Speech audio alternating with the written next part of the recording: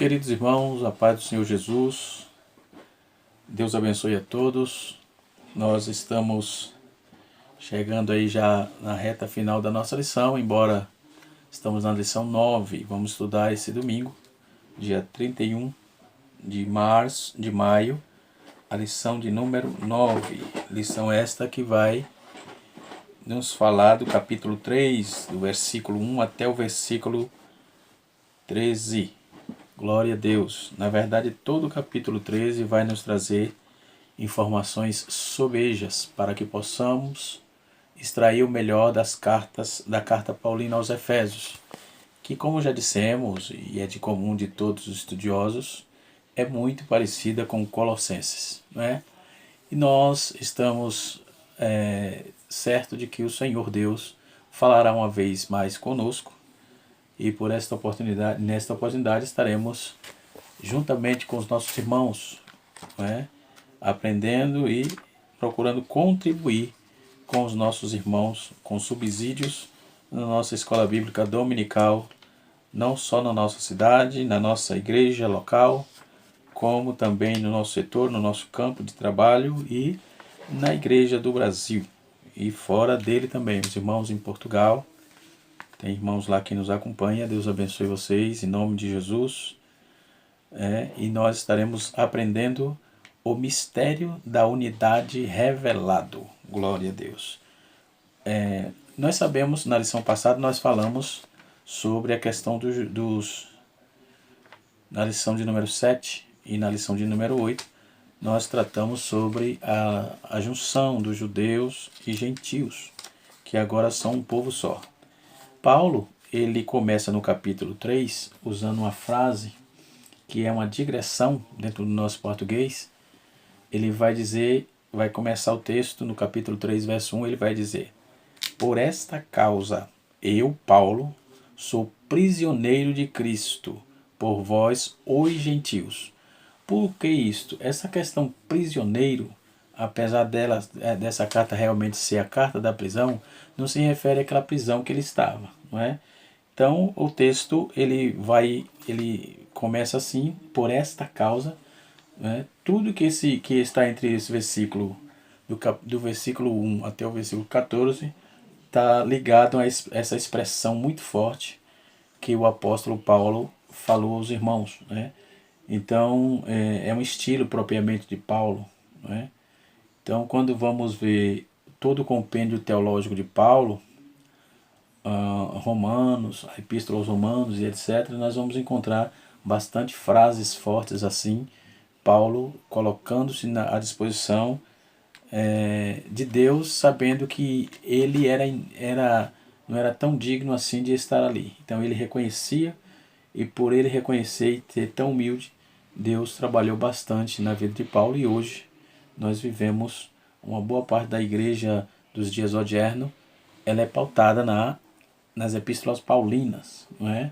E assim vamos nós. Então, dentro dessa questão, nós vamos trabalhar aí todo o fator que Deus permite que Paulo viva entre os Efésios, com os Efésios, ou seja, viva pregando para os gentios.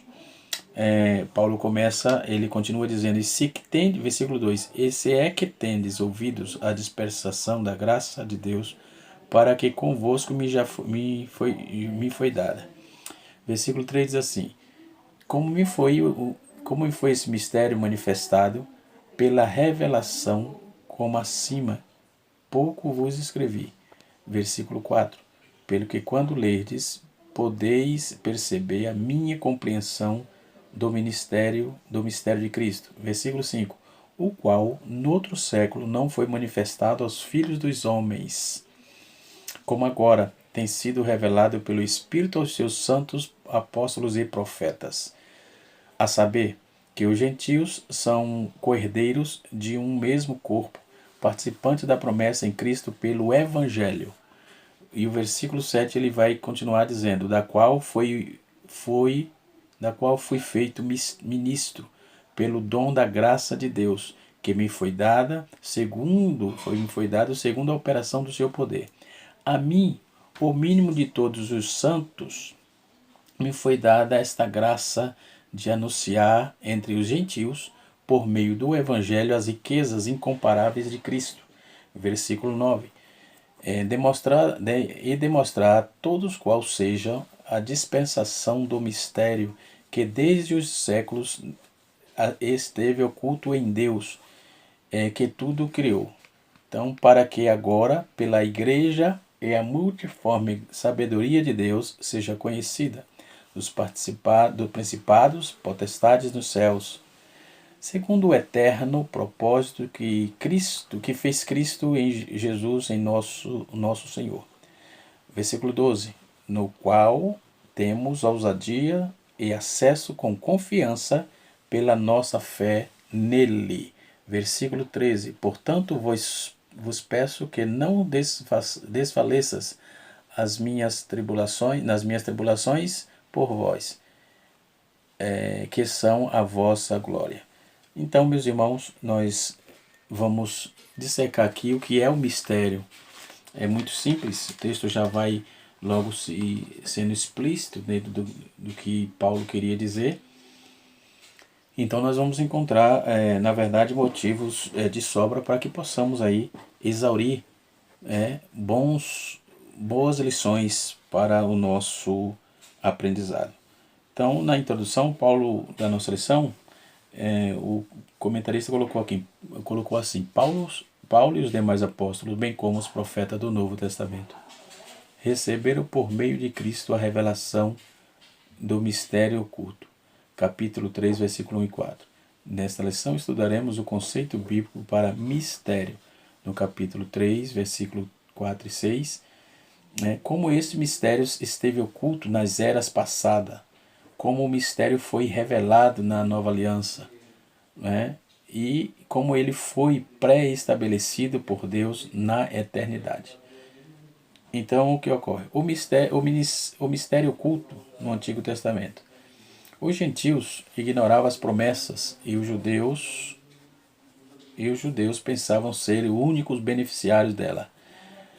Porém, ambos os desconheciam o mistério, que esteve oculto. Nem o judeu e nem o gentio conhecia o mistério oculto que estava em Deus. Então, dentro desse conceito, o apóstolo Paulo, ele aproveitou muito bem esta brecha de falta de conhecimento desse povo e ele começou a trabalhar em cima disso, haja visto que Deus havia trabalhado na vida dele.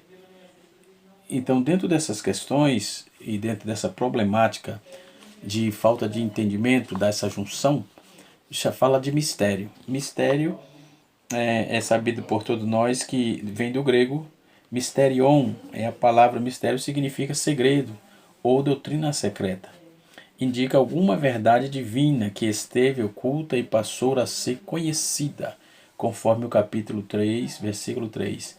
Está escrito: como me foi dado esse mistério, manifestado pela revelação, como acima, em poucos vos escrevi. Certo? É o que diz o texto e aponta aí essa questão. Então, essa questão de Paulo ser ministro de Deus, que ele disse, isso nos aponta como o dom da graça. Ele diz que foi dado pelo dom da graça, que cobre a graça divina transformar Paulo de blasfêmio, ele se tornou um santo. De fariseu, ele se tornou um apóstolo. De perseguidor, ele se tornou cristão. Não é? Então, Paulo tinha motivo sobejo para começar com essa digressão tão maravilhosa. Paulo, por esta causa, Paulo, sou prisioneiro de Cristo. Ou seja, eu sou cristão, sou devoto de Cristo. Então, eu vou estar ligado sempre a Ele, eu vou estar vivendo a verdades que Ele colocou, enfim. Então, por meio do ministério de Paulo, de evangelizar os gentios, assim os judeus e gentios deveriam ter a mesma posição na igreja, o corpo de Cristo. Paulo defendia que essa igualdade, essa divisão de que estava escondida em Cristo e que esse mistério estava oculto em Cristo. E como vamos trabalhar nessa proposta? Segundo o comentarista aqui da nossa lição e alguns estudos que fizemos, a exemplo de John Stott, por exemplo, no seu comentário sobre Efésios, né? E também, por que não dizer, o José Coleman, né?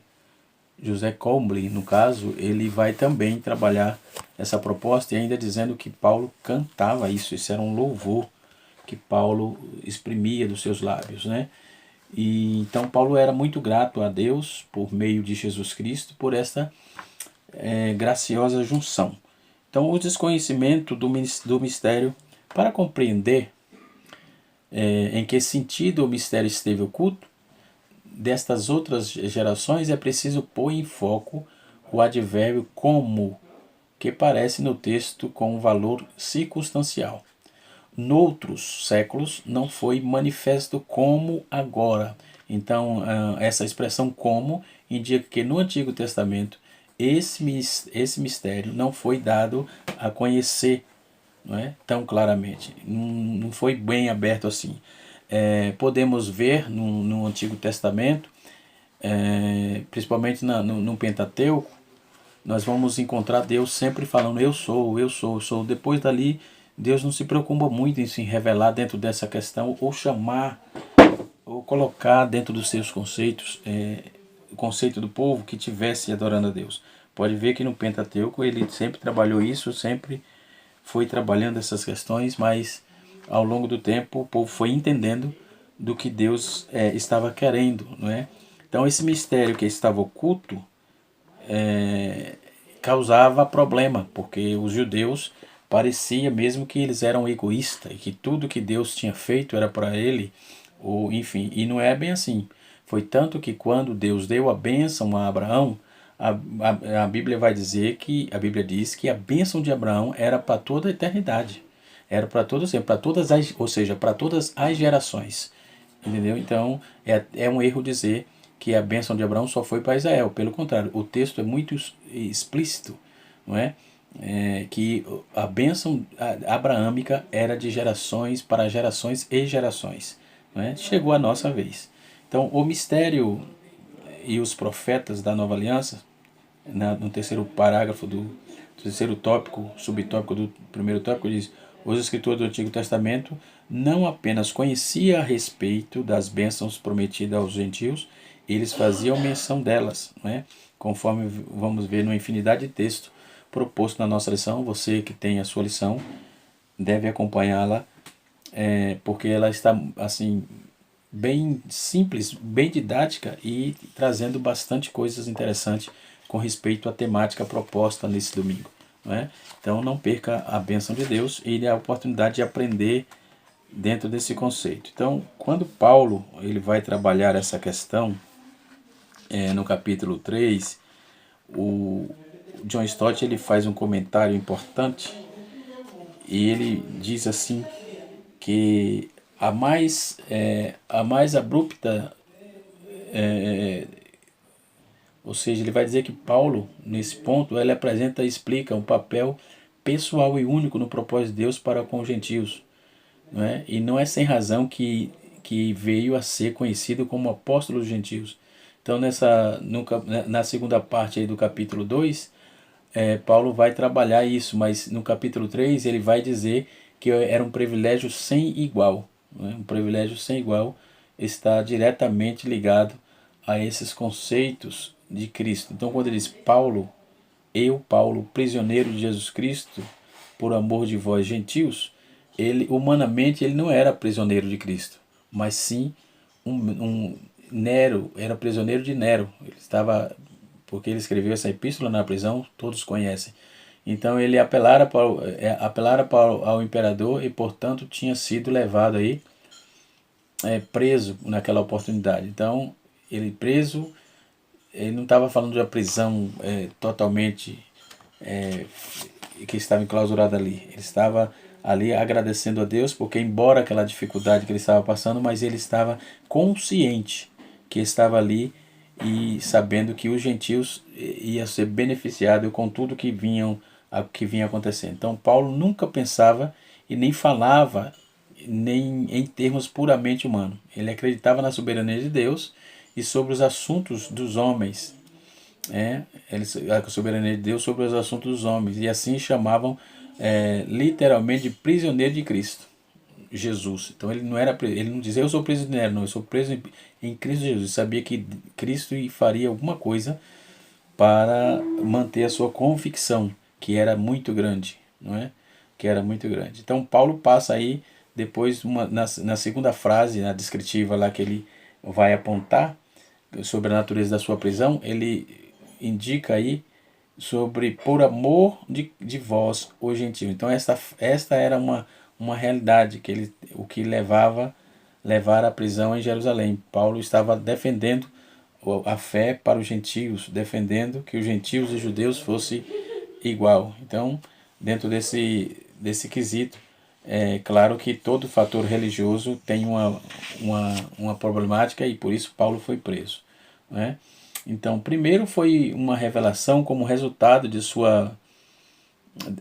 como resultado da qual ele viera a saber de alguma coisa. Então, Paulo ele vai traçar muito bem todos os textos e ele sabia por que dizia isso. Então, a revelação divina a Paulo, ou mistério, ou ministério que lhe foi dado a conhecer, então, 3 vezes ele vai falar, Paulo emprega aí a palavra mistério.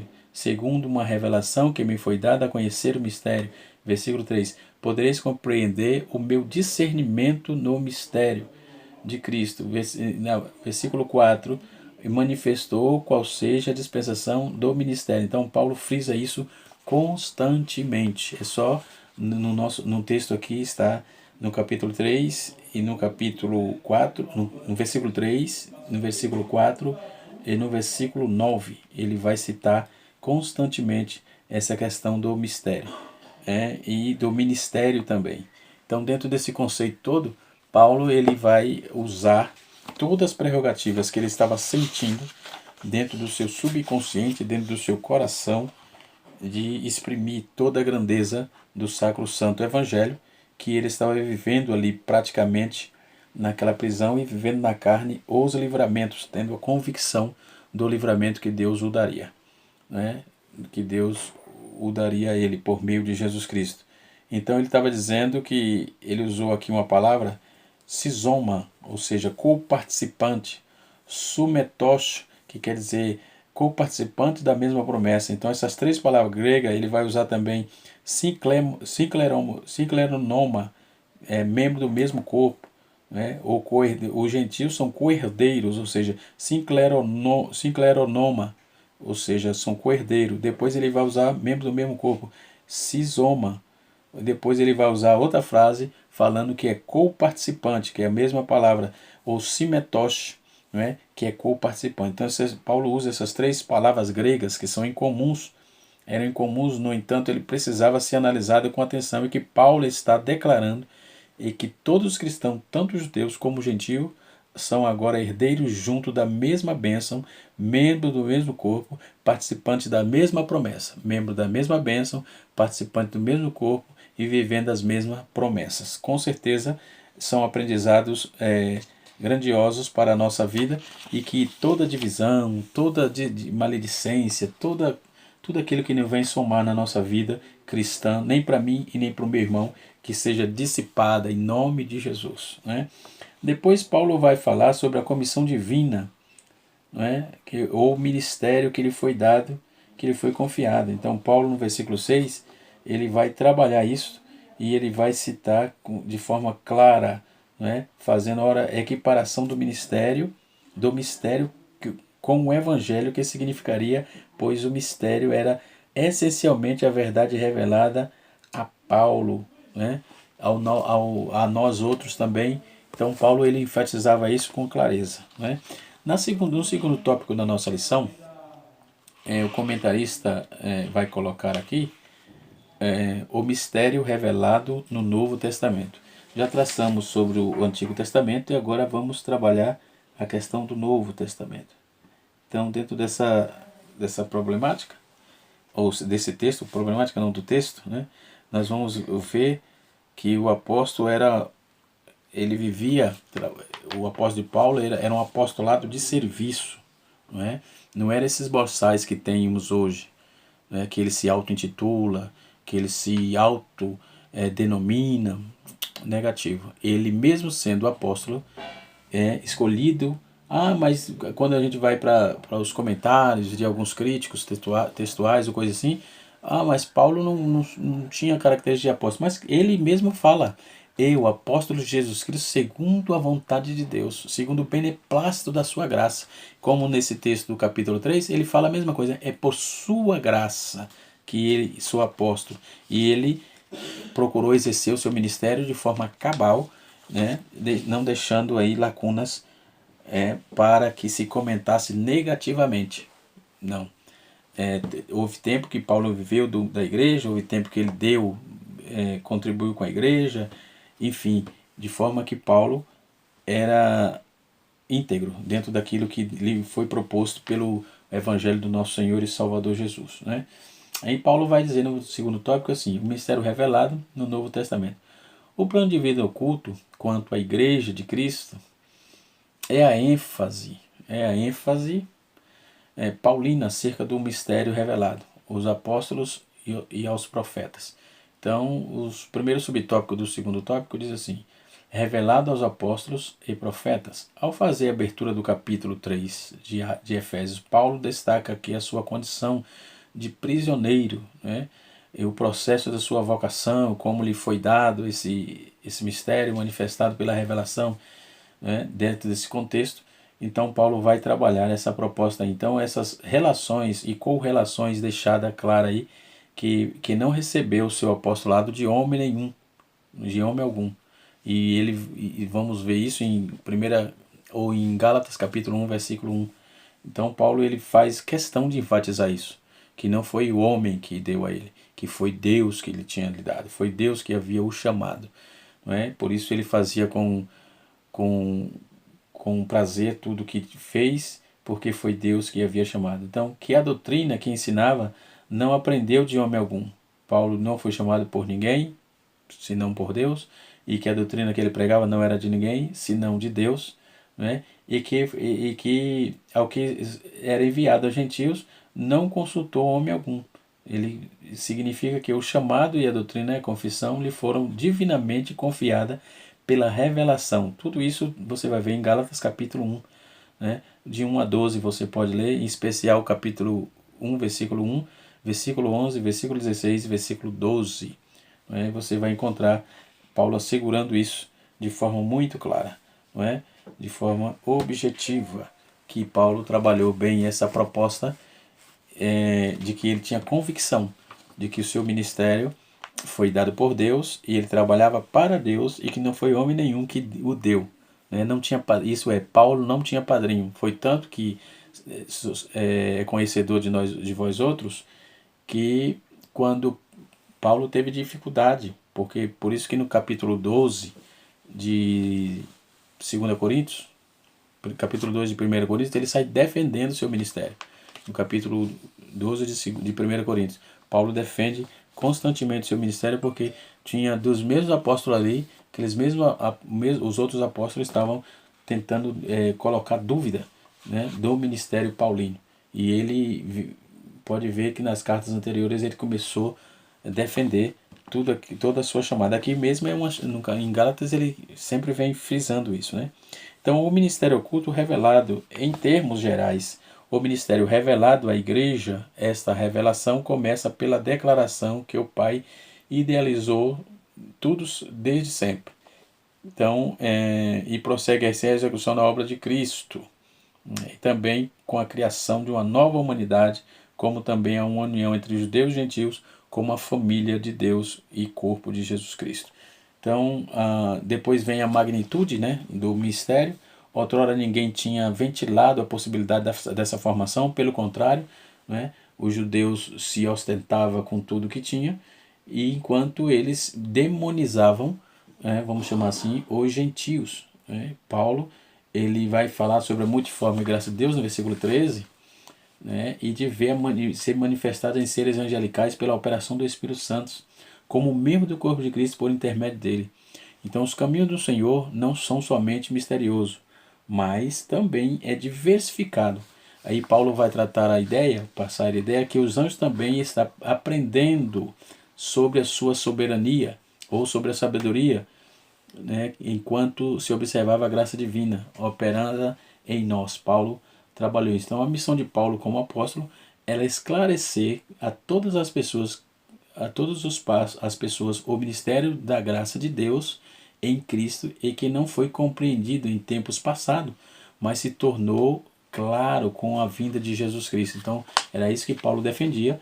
Então, Paulo não estava expressando uma falsa humildade, Paulo não expressava isso, o cinismo religioso que temos hoje, essa suposta humildade que na prática não existe, né?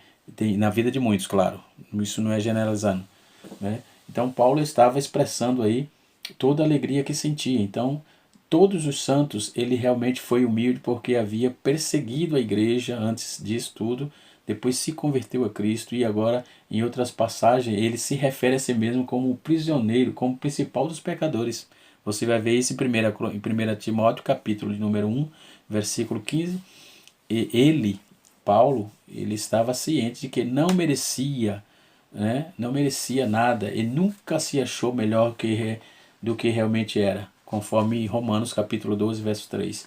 Então, quando Paulo diz das riquezas incompreensíveis de Cristo, ele se refere às grandezas da revelação de Deus, sustenta todos os homens na pessoa e obra de Jesus Cristo. Então ele vai falar do amor e da graça, que são recursos imensos e incomensuráveis, de que Cristo não fosse grandioso demais. E se Cristo não fosse grandioso demais, a nossa compreensão seria pequena demais para a nossa necessidade espiritual. Olha que interessante. Então a palavra, dentro do contexto todo, Paulo vai trabalhar sobre o dom da graça divina, e ele vai falar que ele se tornou santo, de blasfêmio ele se tornou santo, de fariseu ele se tornou um apóstolo, de perseguidor ele se tornou cristão. Mais uma vez eu cito isso porque é maravilhoso o que Deus fez na vida do apóstolo Paulo, e ele como fala disso com tanta liberalidade, né, e graciosidade, porque ele sabe de onde Deus o tirou e porque o que ele significava dentro do contexto da obra de Deus, né? Então, o ofício do pensamento proeminente da primeira disposição que Paulo faz, ele aqui fala da messianidade de Cristo, né? Cristo, por ele mantida como origem de ser ele o prisioneiro do Cristo. Então, devido ao ciúme dos judeus, sendo aí despertado a sua pregação dos gentios e seus propósitos, né? Os gentios eles estavam armando seus próprios laços e eram proveitoso para dizer em favor de vós, gentios. Então ele está: estou preso e eu, prisioneiro de Cristo, em favor de vós, por amor de vós e por favor de vós, os gentios. Né? E em 2 Timóteo capítulo 2, verso 10, nós vamos encontrar esse texto que dá apoio no capítulo 3, verso 13. Né? Então ele fez uma digressão, como eu já disse. Então, por esta causa, ele não completa a sentença. Né? Ele pretende ir ali até, você vai no versículo 14, onde ele resume a palavra: por esta causa, isto é, porque eu sei que este é o chamado de Deus como gentios. Né? Esse é o seu chamado, ele era o chamado dele. Então, por isso que eu tenho um chamado, então por esta causa eu estou aqui. Deus me chamou para isso. Então, ele tinha convicção. Então ele vai dizer: porque eu trabalho em favor dos judeus, porque eles são co-herdeiros com os judeus. Eu me ajoelho ao Pai no nosso Salvador comum, né?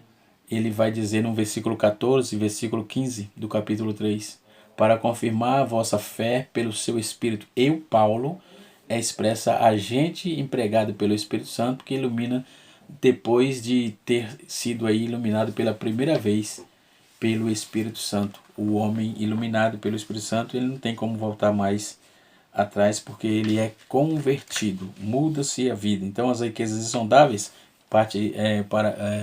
o tópico 3, vai dizer o mistério estabelecido por Deus. Né? Deus não foi surpreendido com o pecado de Adão. Desde a eternidade o Senhor pré-estabeleceu um plano para ser executado na plenitude dos tempos. Né? E assim sucessivamente. Com certeza é uma lição muito proveitosa para esse domingo. Espero poder ter ajudado você. Né? E dentro do eterno propósito de Cristo, Paulo fala, o pleno e divinamente pré-estabelecido, o projeto de Deus. Né? Dentro desses conceitos, nós vamos louvar a Deus pela vida de todos, quero bem dizer, pela vida de todos vocês, e ter certeza de que tudo que Deus fez foi para unirmos, para estarmos juntos, congregando e agregando os valores morais, éticos e cristãos que a Bíblia nos ensina. Então, dentro desse conceito, fica aqui a minha gratidão a Deus pelas vossas vidas, que Deus os abençoe e até a próxima aula, se Deus assim nos permitir. Você está no canal Rascunho da IBD, eu sou o pastor Edivaldo Pereira. Se você gostar ou gostou desse vídeo, se não é inscrito, se inscreva no nosso canal, vai logo, quando você entrar já se inscreve, deixa o seu like aí para nos dar um incentivo. Deus abençoe a todos, em nome de Jesus. Na aula de número 10 estaremos aprendendo sobre a intercessão pelos judeus. Deus abençoe e até a próxima aula, se Deus assim nos permitir. Um abraço a todos no nome de Jesus. Amém.